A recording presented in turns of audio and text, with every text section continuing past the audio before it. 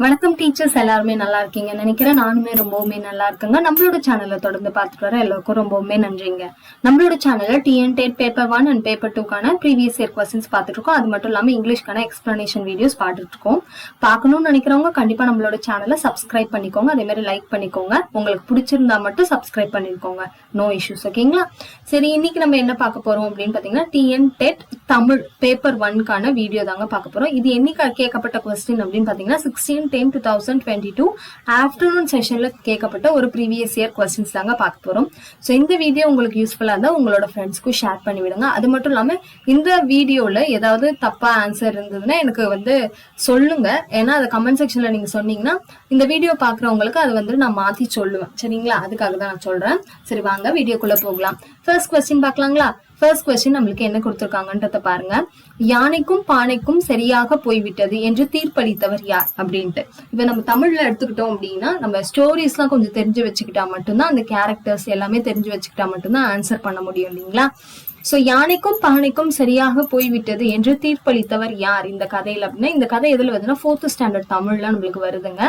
இதுல இந்த தீர்ப்பு அளித்தவர் யாருன்னா மரியாதை ராமன். சரிங்களா? இவர்கிட்டதான் பஞ்சாயத்துக்கு போவாங்க. சோ இவர் தான் யானைக்கும் பானைக்கும் சரியாக போய்விட்டது அப்படின்ற ஒரு தீர்ப்பை கொடுப்பாரு. கதையை நீங்க போய் படிச்சு பாருங்க. சரிங்களா?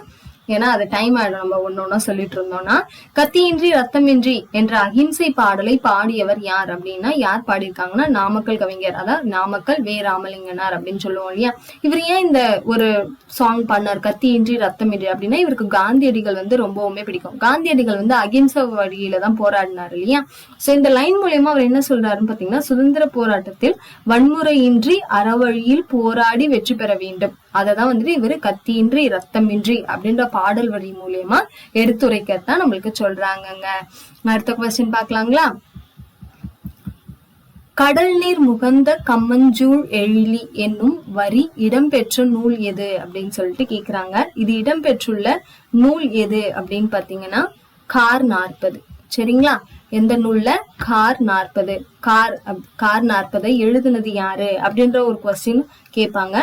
கார் 40 அப்படின்ற நூலை எழுதுனது நம்மளுக்கு மதுரை கண்ணங்கூத்தனார். சரிங்களா? அதையும் எழுதி வச்சுக்கோங்க. ஏன்னா எப்படி கொஸ்டின் வரும்னே தெரியாது. மதுரை கண்ணங்கூத்தனார். இந்த வரியோட மீனிங் என்ன அப்படின்ற ஒரு டவுட் இருக்கும். இப்ப கடல் நீர் முகந்து கம்மஞ்சூழ் எழிலி அப்படின்னா மீனிங் என்னன்னா, கடல் நீரை உறிஞ்சி கருமையாக மழை மேகங்கள் சூழ்ந்த வானம். அதுதான் இந்த இதுல சொல்லியிருக்காங்க. இது கார் 40 மதுரை கண்ணங்கூத்தனார் எழுதியிருக்காரு.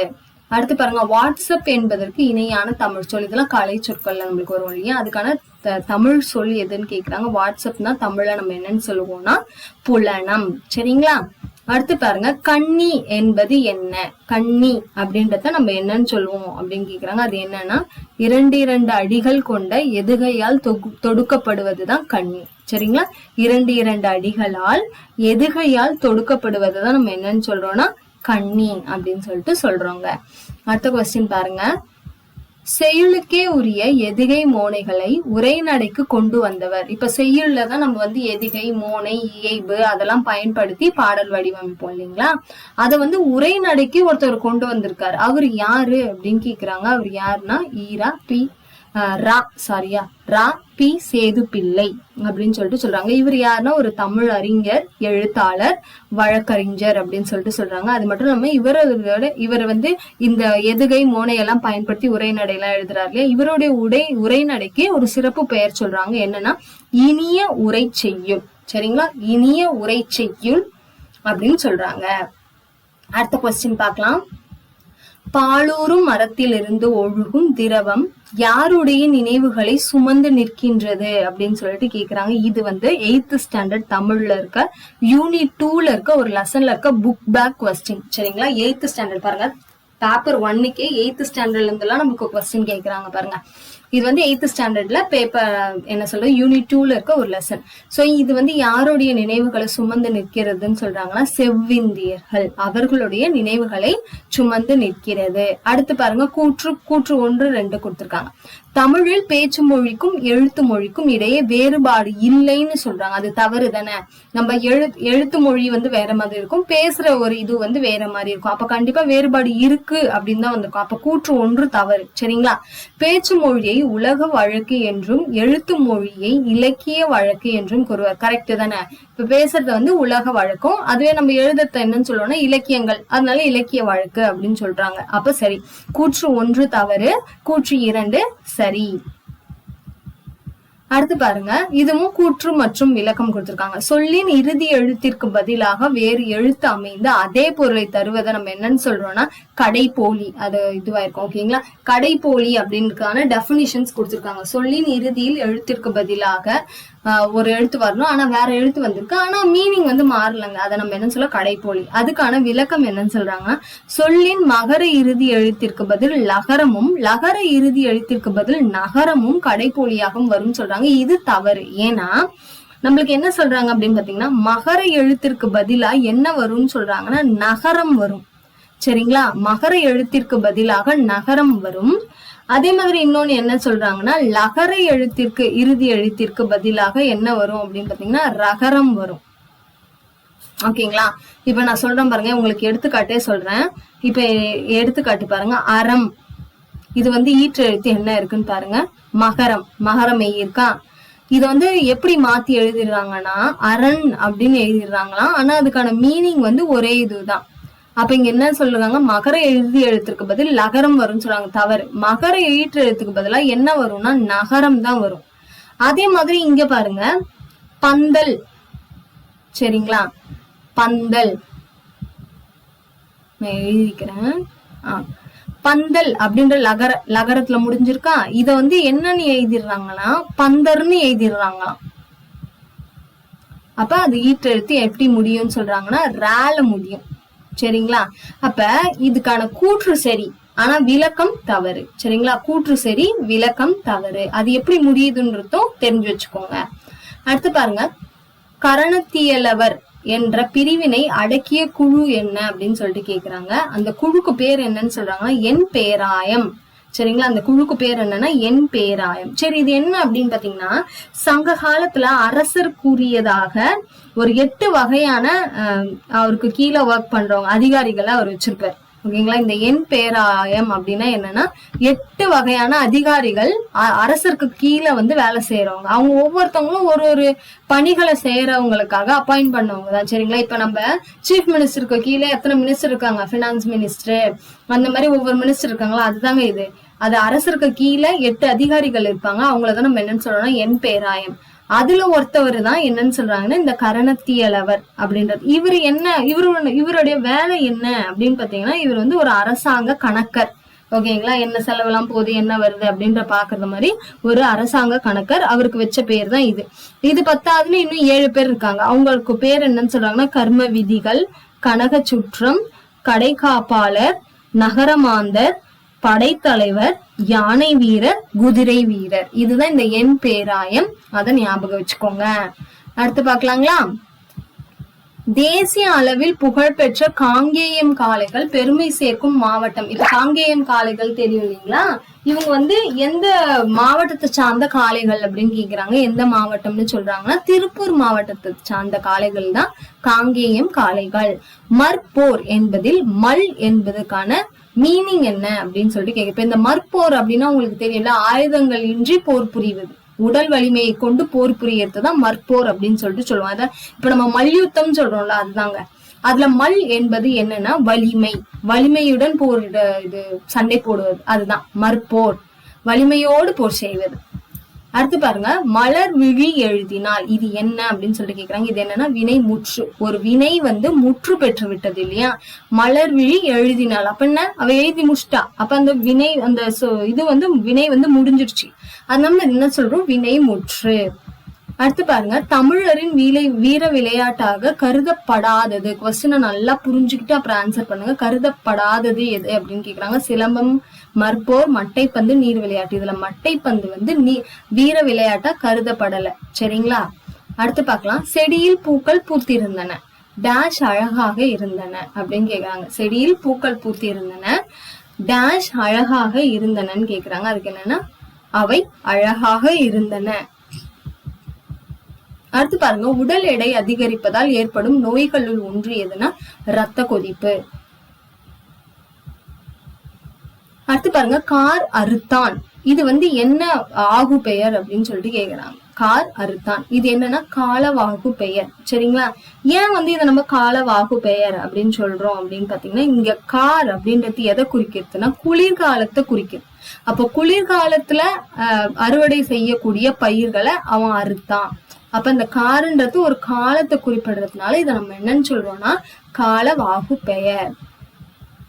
அடுத்து குமரகுருபரரின் படைப்புகளுள் ஒன்று. இங்க 4 கொடுத்திருக்காங்க. இதுல குமரகுருபரர் எழுதிய நூல் எது அப்படின்னா எந்த நூல் சொல்றாங்கன்னா கைலை கலம்பகம். சரிங்களா? குமரகுருபரர் எழுதிய நூல் எது? கைலை கலம்பகம். இதோடைய பாட்டுடை தலைவன் யாருன்னா அவரு பிறந்த ஊருடைய கைலாயநாதர் மீது பாடப்பட்டதுதான் இந்த கைலை கலம்பகம் அப்படின்னு சொல்றாங்க. இதனுடைய பாடல்கள் மொத்தம் நம்மளுக்கு கிடைக்கவில்லை, சில பாடல்கள் மட்டும் தான் கிடைச்சிருக்கு. சரி, இப்ப இந்த மீதி 3 பத்தியும் நம்ம தெரிஞ்சுக்கலாமா? ஏன்னா கொஸ்டின் எப்படி வரும்னு சொல்ல முடியாது இல்லைங்களா? இப்ப நந்தி கலம்பகம், நந்தி கலம்பகத்தை எழுதுனது யாரு அப்படின்றது நம்மளுக்கு தெரியலங்க, யார் எழுதுனாங்கன்னு தெரியல. ஆனா இந்த பாடலுடைய பாட்டுடைய தலைவர் யாருன்னா 3ஆம் நந்திவர்மனை பற்றி பாடப்பட்டதுதான். 3ஆம் நந்திவர்மனுடைய கொடைத்திறன், அரசியல், அவருடைய போர் திறன், இதை பத்தி எல்லாம் பாடுறதுதான் இந்த நந்தி கலம்பகம். அடுத்து பாருங்க, சரபேந்திர பூபால குறவஞ்சி. இத யார் பாடியிருக்காருன்னு பாத்தீங்கன்னா யார பத்தி பாடப்பட்டதுன்னா 2ஆம் சரபோஜி மன்னரை பத்தி பாடப்பட்டது. பாடியவர் யாருன்னா கொட்டையூர் சிவகொழுந்து தேசிகர். அதெல்லாம் ஹிண்ட் மாதிரி எழுதி வச்சுக்கோங்க. சரிங்களா? கொட்டையூர் சிவகொழுந்து தேசிகர்.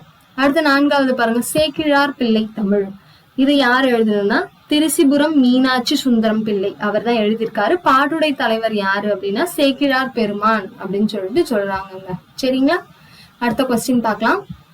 திருவள்ளுவர் ஆண்டை குறிப்பிட நடைமுறை ஆண்டுடன் எத்தனை ஆண்டுகளை கூட்ட வேண்டும்னா 31 ஆண்டுகள். இப்ப இருக்கிற ஆண்டோட 31 ஆண்டுகளை கூட்டினா அதைதான் நம்ம என்னன்னு சொல்லுவோம்னா திருவள்ளுவர் ஆண்டு அப்படின்னு சொல்லுவோம். நமக்கு நோய் எதிர்ப்பு சக்தி குறைந்து நோய்கள் வர காரணம் டேஷ் பயன்படுத்துதல். எதை பயன்படுறதுனால நம்ம நோய் எதிர்ப்பு சக்தி குறைஞ்சு போகுது நமக்கு, அதனால நோய் வருது அப்படின்னு கேக்குறாங்க. எது அப்படின்னு பாத்தீங்கன்னா செயற்கை உரம். இப்ப ஃபுல்லா நம்ம செயற்கை உரங்கள் தான் பயன்படுத்துறோம் இல்லையா, அதனாலதான் நம்மளுக்கு நோய்கள் வருதுன்னு சொல்றாங்க. தமிழ் மொழி மரபு என்ற நூலை எழுதியவர் யார் அப்படின்னு கேக்குறாங்க. தமிழ் மொழி மரபு அப்படின்றது தொல்காப்பியரால், அது தொல்காப்பியத்துல இருக்கிற ஒரு இதுதான், அதனால அது தொல்காப்பியரால் எழுதப்பட்டது தமிழ் மொழி மரபு. அடுத்து, தம் மீது அன்பு காட்டிய ஆசிரியரது பெயரையே தம் பெயராக வைத்து கொண்டவர் யாருன்னு கேக்குறாங்க. யாருன்னா அயோத்திதாசர். அப்ப இவருடைய இயற்பெயர் என்ன அப்படின்ற ஒரு கொஸ்டின் உங்களுக்கு வரும் இல்லையா? சோ அவருடைய இயற்பெயர் என்னன்னா காத்தவராயன். சரிங்களா? அயோத்திதாசருடைய இயற்பெயர் காத்தவராயன். இதெல்லாம் உங்களுக்கு தெரியும் இல்லையா? பாரதியாருக்கு பாரதி அப்படின்ற பட்டம் எட்டயபுரம் மன்னரால் கொடுக்கப்பட்டது. பாரதிதாசன் அப்படின்ற அவருடைய இயற்பெயர் கனக சுப்புரத்தினம். அவர் பாரதியார் மீது பற்று கொண்டதுனால அவருடைய பெயரை பாரதிதாசன் மாத்தி கொண்டார். அப்ப இதுக்கான ஆன்சர் என்ன? அயோத்திதாசர். இவருடைய இயற்பெயர் காத்தவராயன் அப்படின்றத ஞாபகம் வச்சுக்கோங்க. அடுத்து பாருங்க, 53வது, சுதேசி நாவாய் சங்கம் என்ற கப்பல் நிறுவனத்தை வ.உ.சி பதிவு செய்த ஆண்டு. இது ரொம்ப இம்பார்ட்டன்ட்ங்க. ஏன்னா ஆங்கிலேயருக்கு எதிராக 2 கப்பலை விட்டவர் நம்மளோட வ.உ.சி இல்லைங்களா? அந்த சுதேசி நாவாய் சங்கத்தை எப்போ அவர் பதிவு செஞ்சாருன்னு கேக்குறாங்க. 1906ஆம் ஆண்டு அக்டோபர் 16. அடுத்து பாருங்க, வினை தொகையில் வல்லினம் மிகாது. அப்ப இதுல எது வினை தொகை அப்படின்னு கேக்குறாங்க. சரி, வினை தொகையில் வல்லினம் ஏன் மிகாது அப்படின்ற ஒரு கொஸ்டின் நம்மளுக்கு தெரிஞ்சுக்கணும் இல்லையா? இப்ப 2 சொற்கள் தொடர்ந்து வரும்போது, இந்த மாதிரி 2 சொற்கள் தொடர்ந்து வருது அப்படின்னா க ச த ப ஆகிய எழுத்துக்களில் தொடங்கும் வருமொழியின் முன், இப்ப இந்த மாதிரி க ச த ப வருமொழியின் முன் நம்மளுக்கு வல்லினமை எழுத்துக்கள் பொதுவாக தோன்றாது அப்படின்னு சொல்றாங்க. இப்ப வினை தொகைன்னா உங்களுக்கு தெரியும் இல்லையா? என்னது? முக்காலத்தையும் காட்டுவதுதான் நம்ம என்னன்னு சொல்லுவோம், வினை தொகைன்னு சொல்லுவோம். இதுல எது முக்காலத்தையும் காட்டுது பாருங்க, இந்த சுடுச்சோறு, சுடும் சோறு, சுடுகின்ற சோறு, அந்த மாதிரி நம்ம 3 காலத்தையும் நம்ம சொல்ல முடியும் இல்லையா? சுட்ட சோறு, சுடும் சோறு, சுடுகின்ற சோறு, அந்த மாதிரி. இந்த மாதிரி வினைத்தொகை நிறைய இருக்கு. அதுக்கு நடுவுல நம்ம என்ன பண்ணக்கூடாதுன்னா வல்லினம் போடக்கூடாது. இப்ப ஃபார் எக்ஸாம்பிள் பாருங்க, ஊறுகாய் அப்படின்னு எடுத்துக்கிட்டீங்கன்னா அதுக்கு நம்ம வல்லினம் எல்லாம் போட மாட்டோம். அப்ப வினைத்தொகையில வல்லினம் மிகாது அப்படின்னு சொல்றாங்க. அடுத்து பாருங்க, தன் பொருணை புனல் நாடு என திருநெல்வேலியின் சிறப்பை போற்றியவர் யார் அப்படின்னு சொல்லிட்டு கேக்குறாங்க. திருநெல்வேலிக்கு வந்துட்டு தன் பொருணை புனல் நாடு அப்படின்னு சொல்லிட்டு ஒருத்தர் பாராட்டியிருக்காராம். அவர் யாரு அப்படின்னு சொல்லிட்டு கேக்குறாங்க. யாரு அப்படின்னு பாத்தீங்கன்னா நம்மளுடைய சேக்கிழார். இவர் எந்த நூல்ல அதை பத்தி சொல்லியிருக்காருன்னா சேக்கிழார் எழுதிய பெரிய புராணம். சரிங்களா, என்னோட கர்சர் இது வந்து நான் லேப்டாப்ல அப்படியே கர்சர்ல எழுதுறதுனால உங்களுக்கு வந்து ஸ்லோவா இருக்கு, சாரி ஃபார் தட். ஸோ நம்மளோட சேனல் பிடிச்சிருந்தா கொஞ்சம் சப்ஸ்கிரைப் பண்ணிக்கோங்க. ஏன்னா நிறைய பேர் பாக்குறீங்க, சப்ஸ்கிரைப் பண்ண மாட்டேங்கிறீங்க. யூஸ்ஃபுல்லா இருந்தா மட்டும் சப்ஸ்கிரைப் பண்ணிக்கோங்க. சரிங்களா, பெரிய புராணத்துலதான் சேக்கிழார் வந்து திருநெல்வேலியோட சிறப்பை வந்து இந்த வரிகள்ல சொல்லியிருப்பாங்க. சரி, இந்த வரிகள்ல என்ன சொல்றாங்க அப்படின்னா இந்த தன் பொருணை அப்படின்றது பொருணை ஆறு இல்லைன்னா தாமிரபரணி ஆறு வந்து செல்லக்கூடிய செழுமையான நாடுதான் இந்த திருநெல்வேலி அப்படின்ற மாதிரி சேக்கிழார் வந்து பெரிய புராணத்துல கூறுறதா சொல்றாங்க. அடுத்து பாருங்க, வாடி வதங்கி இது எவ்வகை இணை சொற்கள் அப்படின்னு கேக்குறாங்க. 4 ஆப்ஷன் கொடுத்துட்டு வாடி வதங்கி. இப்ப இத பாருங்களேன், ரெண்டா பெரியங்களா. வாடி அப்படின்னா என்ன, அது வாடி போச்சு அப்படின்னு சொல்லுவோம். வதங்கி அப்படின்னாலும் அர்த்தம் அதுதானே, ரெண்டுமே ஒரே மீனிங் மாதிரி தான் வருது. அப்ப இதுக்கு என்ன அர்த்தம் அப்படின்னு சொல்றாங்கன்னு பாத்தீங்கன்னா நேரிணைன்னு சொல்றாங்க. அப்ப நேரிணை அப்படின்னா என்னன்னா ஒரே பொருளை தரும் 2 சொற்களை ஒன்றாக இணைத்து சொல்வது. ஒரே பொருளை தான் தருது, வாடினாலும் ஒண்ணுதான் வதங்கினாலும் ஒண்ணுதான். அதுதான் நம்ம என்னன்னு சொல்றோம்னா நேரிணை அப்படின்னு சொல்லிட்டு சொல்றோங்க. அடுத்து பாருங்க, பெயர் சொல் வினைச்சொல் ஆகியவற்றின் தன்மையை மிகுதிப்படுத்த வருவது என்ன.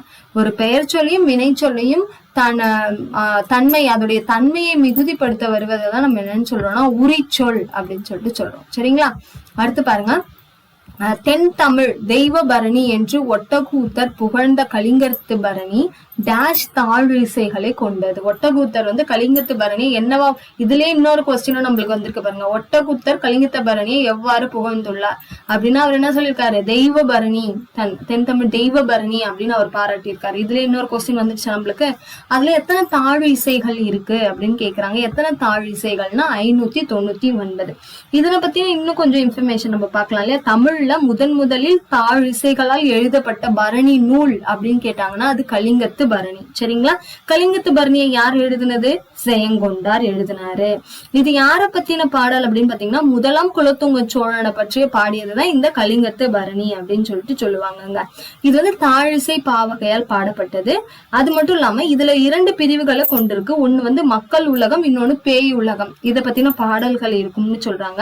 சரி, ஒரு தாழிசைனா என்ன, இப்ப 599 தாழிசைகளால் கொண்டது. அப்போ ஒரு தாழிசைனா என்ன அப்படின்னா 2 அடிகளை கொண்டதுதான் நம்ம ஒரு தாழிசை அப்படின்னு சொல்லிட்டு சொல்லுவோம். சரிங்களா, இதெல்லாம் ஞாபகம் வச்சுக்கோங்க.